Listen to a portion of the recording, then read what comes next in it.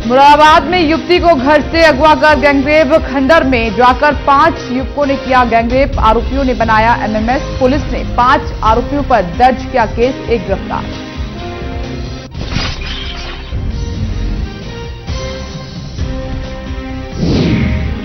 इटावा में नकाबपोश बदमाशों ने घर पर बोला धावा। लाखों की लूटपाट के बाद महिला से किया गैंगरेप। पुलिस पर पीड़ितों ने लगाए गंभीर आरोप। फोन करने के बाद भी पुलिस ने नहीं की मदद। मेरठ में शादी समारोह में हुई हर्ष फायरिंग में युवक की गोली लगने से मौत। फायरिंग करने वाले आरोपी घटना के बाद से फरार। परिवार में छाया मातम।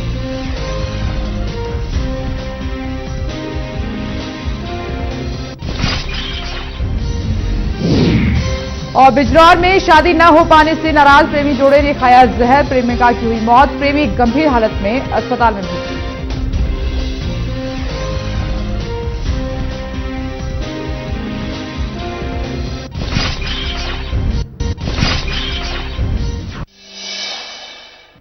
किस्सा कुर्सी का सीएम कौन। नमस्कार, मैं हूं मनोज राजन त्रिपाठी, जो महाराजगंज की 99वां सीट पर आज इस कार्यक्रम को लेकर यहां पर पहुंचा हूं। ये वो सीट है जहां से लोकदल, कांग्रेस, सपा, भाजपा, बसपा सभी लोगों ने सीटें यहां पर जीती हैं। यहां पर सबसे ज्यादा वोटर एससी है, उसके बाद पिछड़ा और अल्पसंख्यक। बाकी बिरादरियां यहां पर वैश्य भी हैं, ब्राह्मण भी बहुतायत में हैं और ठाकुर भी हैं। लेकिन यहां की मुख्य समस्याएं एक बार फिर वही सड़क, पानी, लेकिन पेयजल की समस्या भी यहां एक बड़ी समस्या है।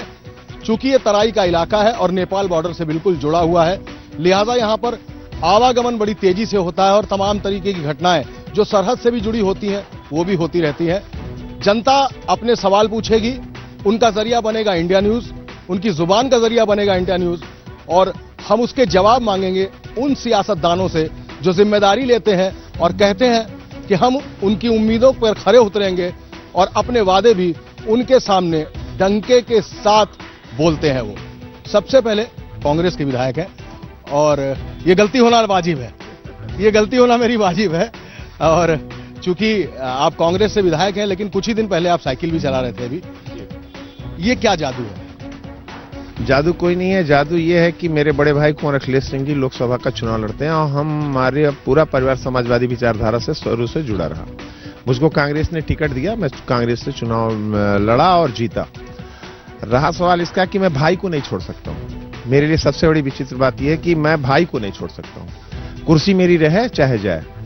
और मेरे बड़े भाई को जब समाजवादी पार्टी ने टिकट दिया तो मेरे बड़े भाई ने मेरे लिए कांग्रेस में रहकर, मैं जब कांग्रेस से चुनाव लड़ा तो मेरे बड़े भाई ने प्रचार किया, और जब मैं लोकसभा का चुनाव आया तो मेरे बड़े भाई का प्रचार मैंने किया। भाई भाई को नहीं छोड़ सकता। मैं इस विचारधारा का जुड़ा व्यक्ति हूं। और जब मैं समाजवादी पार्टी के साइकिल चलाया अपने भाई के लोकसभा में, उसके बाद मुख्यमंत्री का चहेता बना और अपने मुख्यमंत्री के विधायक निधि से या विवेकाधीन कोष से और या उनके लोहिया गांव, समग्र लोहिया गांव से हमने अपनी विधानसभा को सिंचित करने का काम किया। अगर मैं विधायक, और जैसे अभी फरिंदा विधानसभा में बजरंगी सिंह जी विधायक हैं, जीएम सिंह हैं, उन्होंने 2-2 गांव, 4-4 गांव भी लोहिया नहीं करवा पाए। ये मुख्यमंत्री का आशीर्वाद रहा कि मेरे यहाँ 40 गांव लोहिया हुए। और इस देश के अंदर मोदी जी ने एक घोषणा की थी कि हमारा सांसद साल में 1 गांव को गोद लेगा। हमने अखिलेश जी के आशीर्वाद से 40 गांव को गोद लिया और एक गांव में 100-100, 50-50 तक मकान बने, 4-4 लाख रुपए के मकान बने। हमने जिस सड़क पे आप हैं, जिस बाजार में आप खड़े हैं, ये मुख्यमंत्री के आशीर्वाद से बनी। ये सड़क 1-1 फुट गड्ढी थी, आप किसी से पूछ सकते हैं। क्या वजह थी कि जब 2012 के चुनाव हुए तब आपने साइकिल का हैंडल छोड़कर अचानक पंजे का हाथ थाम लिया? 12 में, और अब एक बार फिर आप साइकिल का हैंडल थामे। 12 में चूंकि यहाँ अमरमणि त्रिपाठी जी पहले बहुजन समाज पार्टी से चुनाव लड़ते थे और वो समाजवादी पार्टी का समर्थन किया और समाजवादी पार्टी में आए। जब समाजवादी पार्टी में आए तो मेरा टिकट कटा। लास्ट आवर में कांग्रेस ने हमको टिकट दिया। हम कांग्रेस के टिकट पे चुनाव लड़े और हम चुनाव जीते और समाजवादी पार्टी की हवा में चुनाव जीते। विपरीत परिस्थितियों में हम चुनाव जीते। हम एहसानमंद हैं, राहुल गांधी ने उस समय हमको टिकट दिया, लेकिन हमारी विचारधारा में कोई वो नहीं है। मैं भाजपा की विचारधारा से दूर हूं। मैं जो काम कांग्रेस में रह के कर रहा हूं वही काम समाजवादी पार्टी की साइकिल चला के भी कर रहा हूं। मेरी मानसिकता समाज के साथ जुड़ी हुई है। मैं कहीं वहां पे डमाडोल स्थिति में नहीं। एक नायाब उदाहरण है। आप कांग्रेस के, फिलहाल अभी आप कांग्रेस के ही विधायक हैं, कांग्रेस से जान लेते हैं वो इस कंफ्यूजन को कैसे डील करती है। कांग्रेस ने तो एहसान किया है माननीय विधायक जी पर, इसमें कोई दो राय नहीं है। आप आज जिस समाजवादी पार्टी की बात कर रहे हैं, इसी समाजवादी पार्टी ने आपका टिकट 2 बार काट दिया था और फिर दूसरे को टिकट दे दिया, और बहुत ही गाढ़े वक्त में कांग्रेस ने आपकी मदद की, आपको टिकट दिया। आपके लिए हमारे राष्ट्रीय नेता आए, प्रचार किए, और उस वक्त आए जब यहाँ आंधी तूफान हुआ करता था। आंधी तूफान में आए थे, जान जोखिम में डाल के आए थे, और उनकी सभा से माननीय विधायक जी विधायक हो गए। अब इसके बाद इन्होंने फिर उसी पार्टी का सामन थाम लिया जिस पार्टी ने इनको आईना दिखाया था। 2009 में एक ऐसे आदमी को लोकसभा का टिकट दे दिया था, इनके जुझारू भाई का टिकट काट के, जिसका कोई मतलब कुछ हैसियत ही नहीं थी उस टाइम। और जब कांग्रेस का प्रत्याशी 2009 में जितने वोट से चुनाव जीता था, उतना वोट भी समाजवादी पार्टी के प्रत्याशी को यहां नहीं मिला था। ये मार्जिन थी। और ये सीट, जिस सीट पर हम बात कर रहे हैं, यहां 2 लोग, चाहे भाई मुन्ना सिंह हो या इससे पहले अमरमणि जी हो, दोनों लोग पहली बार विधायक कांग्रेस पार्टी से ही हुए। ये भी कांग्रेस पार्टी से पहली बार विधायक हुए, और वो भी 89 में पहली बार कांग्रेस पार्टी से ही विधायक हुए। एक बार कांग्रेस बसपा गठबंधन से वो लड़े, तब वो कांग्रेस से फिर विधायक हुए, और दोबारा फिर इन लोगों ने दल बदलने का काम किया। ये नुकसान किया है। दल यहाँ पे सभी बदलते रहे हैं, भाजपा से जानता हूं जो एक मर्तबा यहाँ पे आई, ऐसा क्यों हुआ?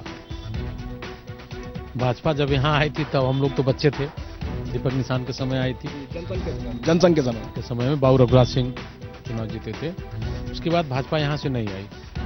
यहाँ ये 2 उत्तराखंड, दक्षिणाखंड, चाहे उनको बड़का बाऊ कह लीजिए, चाहे माफिया कह लीजिए, चाहे जो भी कह लीजिए, इन्हीं लोगों का लड़ाई रहता है। उसमें भाजपा के सीधे साधे लोग थोड़ा सा कुल के सामने नहीं आ पाते हैं। कोई मजबूत आदमी को यहाँ से टिकट नहीं मिला आज तक जो कि वो जीत पाए। यही कारण है कि यहाँ से भाजपा नहीं जीतती। कैसा मजबूत आदमी चाहिए? देखिए, मजबूत जो है इरादे वाला होना चाहिए, विकास करने वाला होना चाहिए। जिसके पास जो दृढ़ इच्छा शक्ति ही नहीं होगी, वो जो है क्या कर सकता है। अब तक 69वां विधानसभा क्षेत्र का इतिहास रहा है कि इसके पहले जिन लोगों ने कर्म किया है, कर्म के आधार पे उनको जो है जनता ने वोट दिया है और अपना विधायक चुना है। लेकिन पिछले कुछ वर्षों से लगातार यहाँ के माफिया वो अपने धन बल और बाहुबल के आधार पे यहाँ विधायक होते रहे। जनता के दिलो दिमाग पे भय और दहशत का माहौल पैदा करके वो यहाँ से चुनाव जीतते रहे हैं।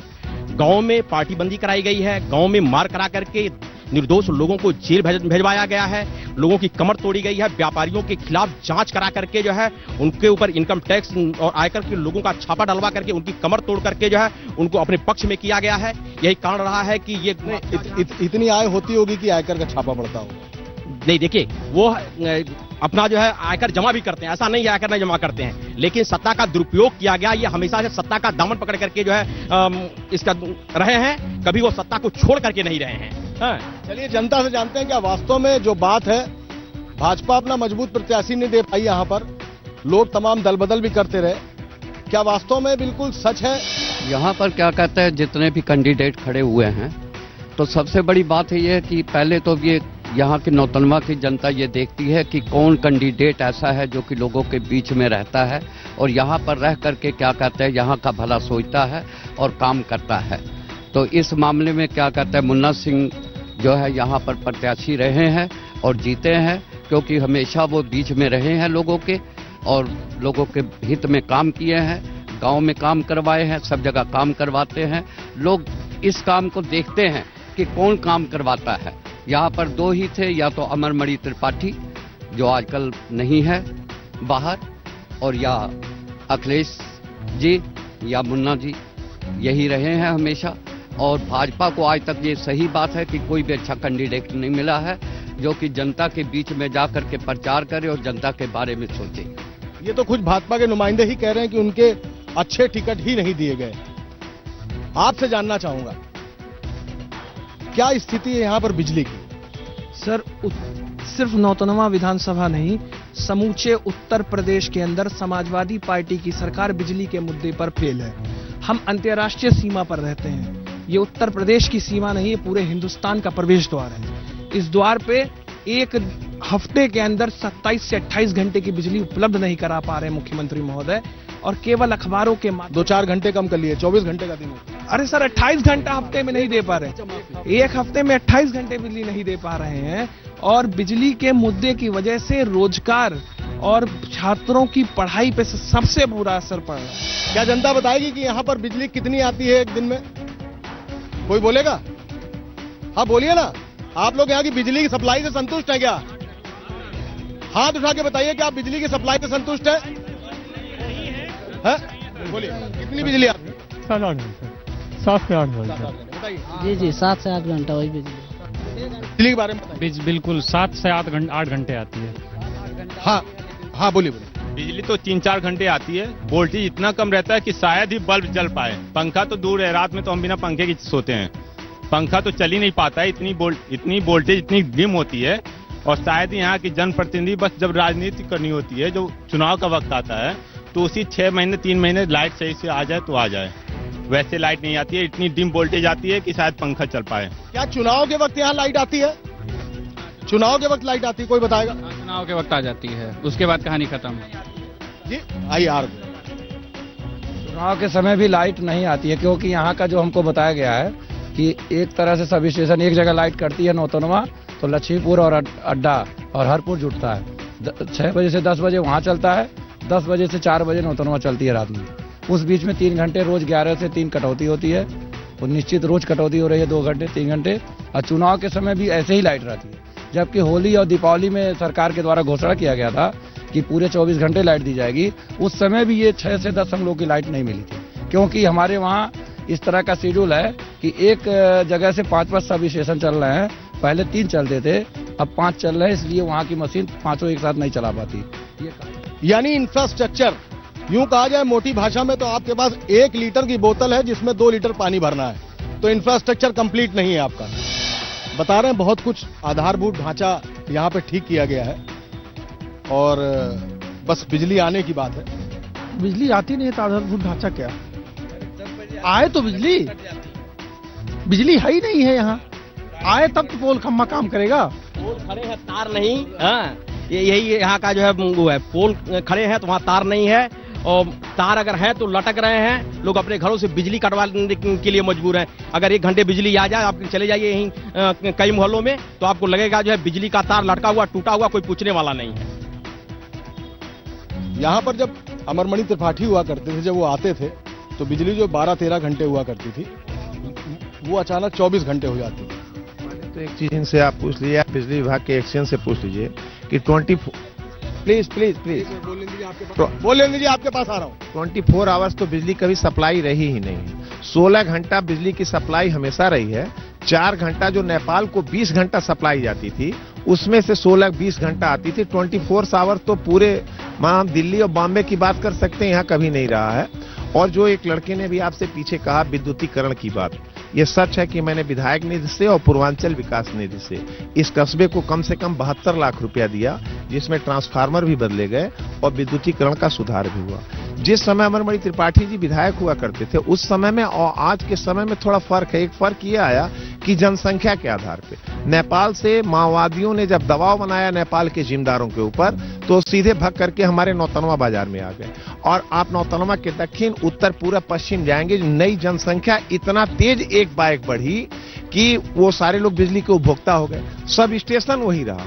देश की आजादी के बाद चाहे भाजपा हो, चाहे कांग्रेस हो, चाहे बहुजन हो, किसी ने फरेंदा से नौतनवा तक 132 सब स्टेशन के बारे में अगर सोचा होता तो आज ये स्थिति नहीं होती, जिसके बारे में मैंने सदन में मामला उठाया। और जमीन परिवर्तन के लिए यहाँ संपत्तियां में दे भी दिया गया है। इसी सरकार में उसको मूल ढांचा भी दे दिया जाएगा और पैसा भी स्वीकृत हो जाएगा। मैं पूछता हूँ, मोदी जी ने कहा था कि हम इस देश को 25 घंटा लाइट देंगे। मोदी जी इस देश को प्रधानमंत्री होकर के 25 घंटा लाइट नहीं दे पाए, और लोग बात करते हैं कि विधायक जी की बात। अगर दुनिया का, हिंदुस्तान का, नहीं उत्तर प्रदेश का, हमें उत्तर प्रदेश की बात करें, कोई भी विधायक इस बात के लिए जिम्मेदार हो कि मैं साहब अपने कस्बे को 24 घंटा बिजली दूंगा, तो मैं तो ये जानता हूं कि ऐसा कोई कानून नहीं बना है कि विधायक किसी को बिजली दे सकता। सरकार इसके लिए जिम्मेदार है। केंद्र में मोदी साहब बैठे हुए हैं, उत्तर प्रदेश में अखिलेश यादव जी बैठे हैं। और ये सच है कि मायावती जी की सरकार जाने के बाद इसका मूल ढांचा तैयार करने का काम अखिलेश यादव ने किया। जितना पैसा विद्युतीकरण पे अभी उन्होंने खर्च किया और जो बिजली को ग्रोथ किया उन्होंने, ये अपने आप में उसी तरह से है जैसे ये स्कूल है, ये टूटा हुआ है, अगर इसको बना के दिया जाए, प्लास्टर करके सजा के दिया जाए तो कोई पेंट मार देगा। मायावती जी के जमाने में उन्होंने बिजली खरीदी और खरीदने के बाद जनता को देने का काम किया, बिजली पैदा करने का काम नहीं किया। ये काम अखिलेश यादव ने बखूबी निभाने का काम किया। बहुत अच्छा भी लगता है और बहुत अटपटा भी लगता है कि जब कांग्रेस समाजवादी पार्टी की बात करती है, लेकिन ये यहां का सियासी जादू है। एक बेहतरीन और एक रोचक जानकारी आपको देता हूं कि जब भगवान बुद्ध ने राजपाट त्यागा और उन्हें ज्ञान के लिए निकलना पड़ा तो उन्होंने अपने वस्त्र बदले। ये एक प्रतीकात्मक वस्त्र बदलने की बात है और यहीं पर आकर नौतनवा में उन्होंने वस्त्र बदले और उन्होंने ईश्वर का और ज्ञान का मार्ग अपनाया। इसी वजह से इस जगह का नाम नवतनवा है, यानी नवतन। इसीलिए इसको अब आगे समय में बढ़ते बढ़ते नवतनवा कहा जाता है। आगे क्या होगा, बिजली के बारे में भाजपा से भी जानेंगे, जनता के सवाल भी पूछेंगे, कांग्रेस और सपा से भी बात करेंगे और ये भी जानेंगे कि आखिर कांग्रेस क्या कहेगी कि उनके विधायक ने काम किया या समाजवादी पार्टी के कार्यकर्ता ये कहेंगे कि उनके विधायक ने काम किया। ब्रेक के यहां एक छोटा सा ब्रेक लेंगे और ब्रेक के बाद सवाल भी जानेंगे और उनके जवाब भी पूछेंगे।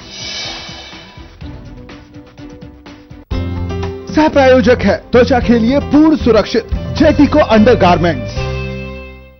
जेट इको बनियान IIT कानपुर द्वारा प्रमाणित। मैं पहनता हूँ जेट, अब बेचूंगा भी ओनली जेट। हाँ, बनियान बोले तो जेट इको बनियान।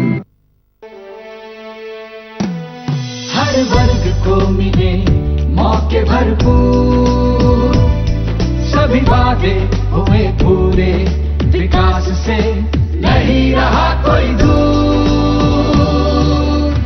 तरक्की की राह पर बढ़ रहा है उत्तराखंड, 4 वर्ष की यात्रा अखंड, आगे बढ़ता उत्तराखंड।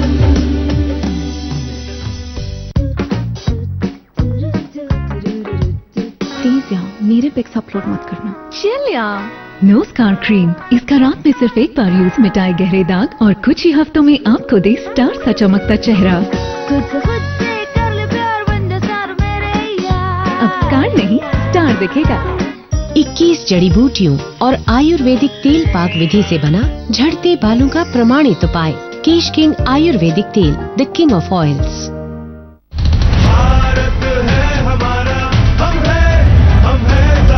आत्मविश्वास की नई ताकत, सहारा इंडिया लाइफ इंश्योरेंस के साथ।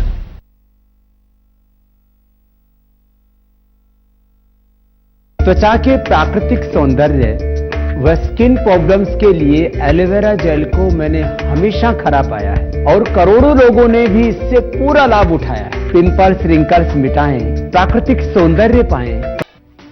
किस्सा कुर्सी का सीएम कौन, ब्रेक के बाद आपका स्वागत है। और अब आप कुछ कहना चाहते थे जिस वक्त बिजली की बात चल रही है।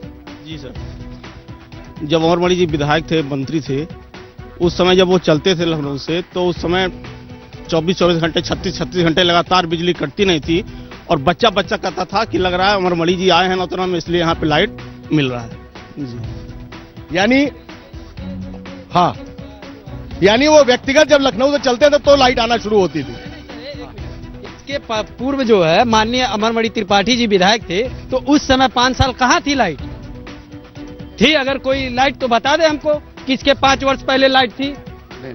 अभी आपको विधायक जी ने बताया है कि जो नेपाल की लाइन सप्लाई जा रही थी, उसी में से मंत्री महोदय जुड़वा देते थे और लाइन यहाँ चलती थी। ये बात सही है, लेकिन भाई साहब 24 घंटे होते हैं, 36 घंटे नहीं होते हैं। मैं बता रहा हूँ। और एक चीज और मैं बता रहा हूँ, आज 1947 से मेरा देश आजाद हुआ है, लेकिन इसी नौतनवा का एक वार्ड है जो है ये डिहवा, आज तक वहाँ पे लाइट और पोल नहीं गई।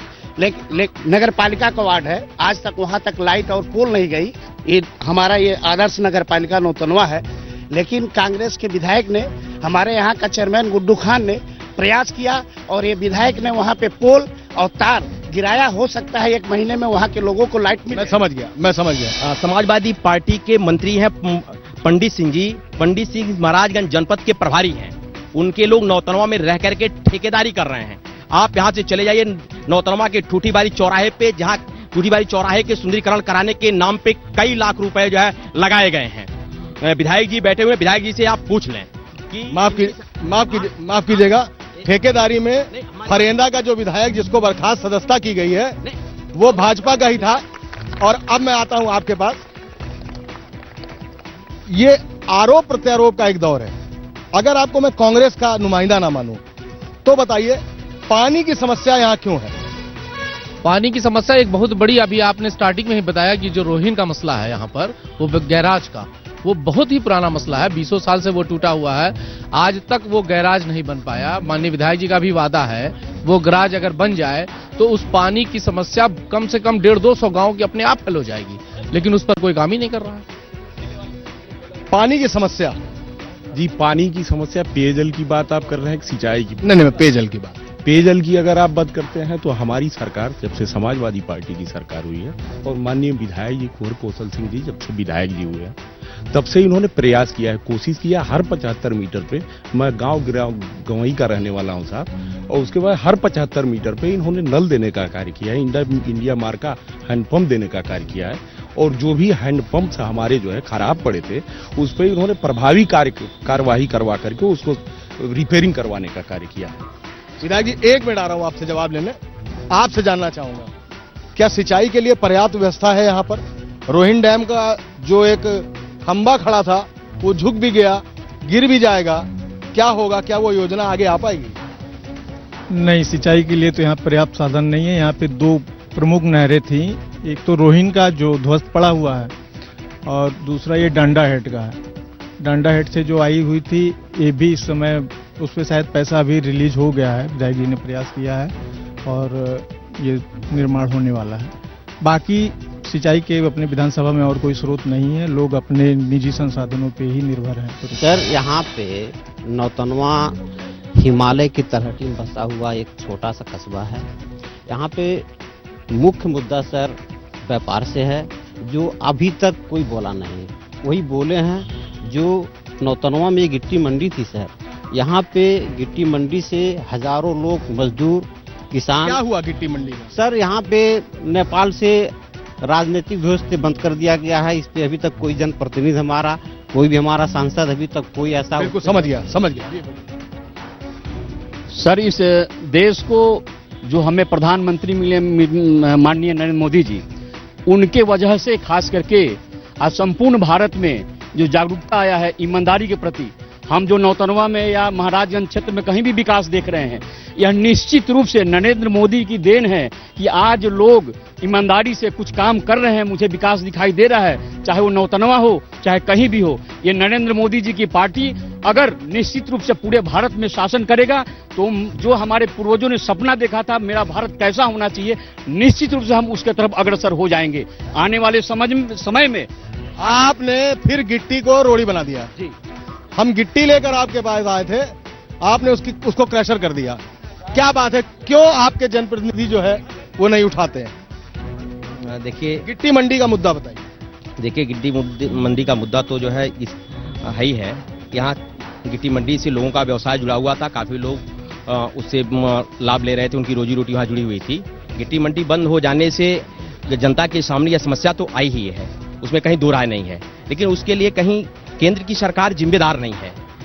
उसके लिए नेपाल की सरकार ने स्वतः, वहां के हाईकोर्ट ने उस पर रोक लगा दिया कि यहां से गिट्टी निकाली नहीं जा सकती। आपने पिछले में देखा कि भूकंप आया था, भूकंप के झटके महसूस किए जाने की बात पहले ही वहां वैज्ञानिकों ने बता दिया था कि अगर यहां से गिट्टी निकाली गई नेपाल से तो पहाड़ को खसकने का भय है, और वो चीज सामने आया हम लोगों के लिए। और अपनी सुरक्षा को देखते हुए, अपने देश नेपाल ने अपने देश के लोगों की सुरक्षा को देखते हुए जो है उस पर रोक लगा दिया।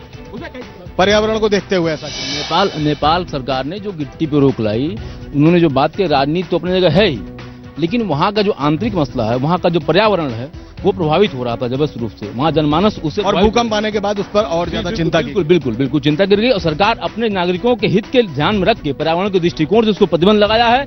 ये ठीक है कि प्रयास होना चाहिए था, उसमें कहीं कुछ अंतर्राष्ट्रीय मसलों पर कुछ कमी रह गई होगी। अब इतना बड़ा खतरा है तो फिर वो मंडी कहीं माने नहीं। मेन मुद्दा मुझे जहाँ तक जानकारी है, ये जो निकासी बंद किया है माननीय नेपाल की सुप्रीम कोर्ट के आदेश से बंद हुआ है, और मेरे बड़े भाई ने कहा कि ये पर्यावरण को देखते हुए एकदम स्ट्रिक्टली मना कर दिया गया है। अब इस पर भाई यहाँ पर सभी पार्टियां के लोग हैं, कि अपनी बात उठा रहे हैं, लेकिन जो मूलभूत है वो खतरे की है, सुप्रीम कोर्ट के रोक की है। चाहे प्रदेश सरकार हो, चाहे केंद्र सरकार हो, किसी सरकार का, किसी दल का, किसी नेता का कोई ऐसा कार्यक्रम नहीं है जिससे नेपाल का गिट्टी बंद हुआ। इसमें किसी का दोष नहीं है, वो नेपाल का दोष है जो गिट्टी बंद हुआ।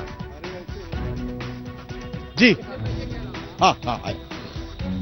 नेपाल सरकार की ये जो बात कर रहे हैं, कहीं पहाड़ तोड़ा नहीं जा रहा था, जो पर गिट्टी बह के आती थी वही सिर्फ निकाली जाती थी, उसका कहीं पहाड़ को गिराने या तोड़ने का मामला नहीं था। और हिंदुस्तान से क्लिंकर जाता है वहां पर, हिंदुस्तान से स्टील जाता है, तो क्या हमारे वहां नहीं खतरा है? ये तो दो देशों के आदान प्रदान की चीज है। ये तो हर जगह, यहाँ भी गिट्टी निकाली जा रही है तो इसका मतलब यहाँ भी भूकंप आ जाएगा। भूकंप तो अभी अफगानिस्तान में आ गया, वहां कहाँ निकाला जाता है? ये बहकर आने वाली रोड़ी है जी, सिर्फ बहकर के आने वाली को निकाला जाता था, कहीं कोई पहाड़ वहाड़ नहीं तोड़ा जाता था। माननीय भाजपा के लोग जो ये बात कह रहे हैं, ये तो सीधे सीधे नेपाल की मदद करने की बात कर रहे हैं। इनके व्यापारी बेरोजगार हो गए, जो यहाँ कम से कम 2500,000 की तादाद में व्यापारी, जो खलासी भी है, ड्राइवर भी है, ट्रक मालिक भी है, लेबर भी है, प्लाट वाला भी है, वो सब हिंदुस्तान के और इसी क्षेत्र के रहने वाले हैं। ये किसकी बात कर रहे हैं? ये नेपाल की बात कर रहे हैं। इनको हिंदुस्तान की बात क्या सच्चाई है इस मामले में? ये बहकर आने वाली रोड़ी गिट्टी है या क्रैशिंग करके पहाड़ करने? नहीं, हम बता रहे हैं, जैसे जो नदी से खोले से माल निकलता था वो माल हमारे यहाँ आता था और बह करके जो माल आता था। नेपाल के हाई कोर्ट ने अगर प्रतिबंध लगाया तो मेरे बड़े भाई कुंवर अखिलेश सिंह जी नेपाल गए, वहां प्रधानमंत्री से मिले और गृह मंत्री से मिले। उस समय आप इस व्यापारियों से पूछिए मंडी चालू की गई कि नहीं चालू की गई, लेकिन चालू की गई थी क्या? आगे बताइए, चालू की गई? कोई सवाल उठाना चाहता है? हाँ बोलिए। जो है विधायक जी ने माननीय प्रधानमंत्री नरेंद्र मोदी जी के ऊपर जो है सवाल खड़ा किया है। उन्होंने कहा कि जो है कि प्रधानमंत्री जी पाकिस्तान चले गए और वहाँ उनकी मां को जो है वहाँ प्रधानमंत्री की मां को साड़ी पहनाने। मैं कहना चाहता हूं कि उत्तर प्रदेश में समाजवादी पार्टी की सरकार है, यहाँ अपने घर की बहु बेटियों का चीरहरण हो रहा है, प्रतिदिन लूट हत्या बलात्कार हो रहे हैं, जो अपने घर में यह जो है अपनी मां और बहनों का जो है चीर नहीं बचा पा रहे हैं। और अगर वह मोदी जी पाकिस्तान जाकर के किसी दूसरी की मां को साड़ी पहना करके उनका सम्मान किया तो क्या बुरा किया उन्होंने? मुझे लगता है ये कांग्रेस वालों को बुरा लग रहा होगा, क्योंकि अभी तो विधायक कांग्रेस के हैं। ये कांग्रेस वालों को बुरा लग रहा होगा। समाजवादी पार्टी की सरकार है, वो कांग्रेस के विधायक है। वो अपनी सरकार में लोगों को अपनी सरकार एक मिनट मैं इतने सुनिए भाई साहब, इतने मैं इनकी बात एक चीज तो बड़ी अच्छी इन्होंने कही, चीरहरण की बात की।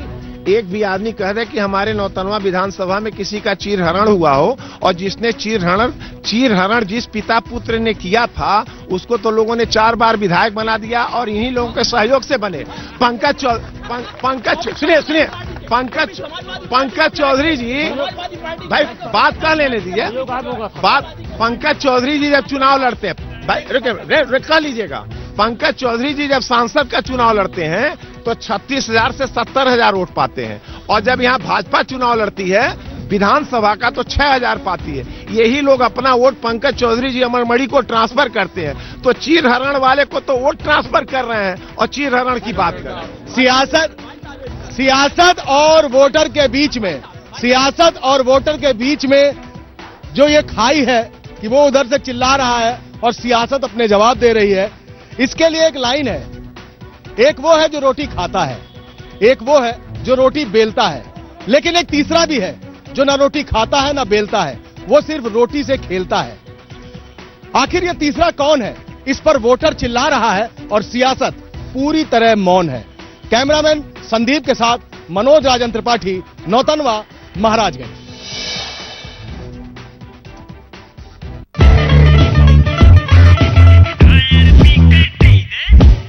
खेत की मिट्टी पर भी जमकर चले बीकेटी टायर। हमारे सामने बहुत सारे लोग आए, उन्होंने कहा कि पुलिस की भर्ती जवान जो चाहिए, सिपाही चाहिए, आखिरकार क्यों इतनी परीक्षा होनी चाहिए, इतनी कठिन परीक्षा क्यों होनी चाहिए? और जब आपके पास पुलिस कम है तो बताओ आप कानून व्यवस्था कैसे ठीक करोगे? आपके अंदर पुलिस विभाग में लाखों लाख जवानों की, सिपाहियों की कमी है। उस कमी को दूर करने के लिए, क्योंकि जब परीक्षा होती है, लगातार परीक्षा होती है, तो बहुत समय लगता था, हम लोगों ने भर्ती आसान कर दी और कहा कि 10वां और 12वें की मार्कशीट और केवल भाग करके दिखा दो, आप भर्ती हो जाओगे।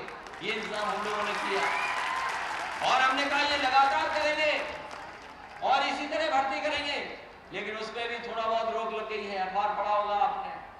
हम अपनी सफाई देंगे। हम क्यों ऐसा करना चाहते हैं? और इसलिए करना चाहते हैं कि सिपाही को सबसे ज्यादा जरूरत है ट्रेनिंग की। अगर प्रशिक्षण अच्छा होगा तो वो ड्यूटी भी अच्छी कर सकता है। आप अगर परीक्षा लिखाओगे, परीक्षा के लिए दूसरी नौकरियां हैं जो जवान वाली हैं और छोटी वाली हैं, चाहे वो मालीगिरी की हों और हों, उनमें मैं समझता हूँ कोई परीक्षा की जरूरत नहीं है। इसलिए हमने अपने तमाम नौजवानों को कैसे जल्दी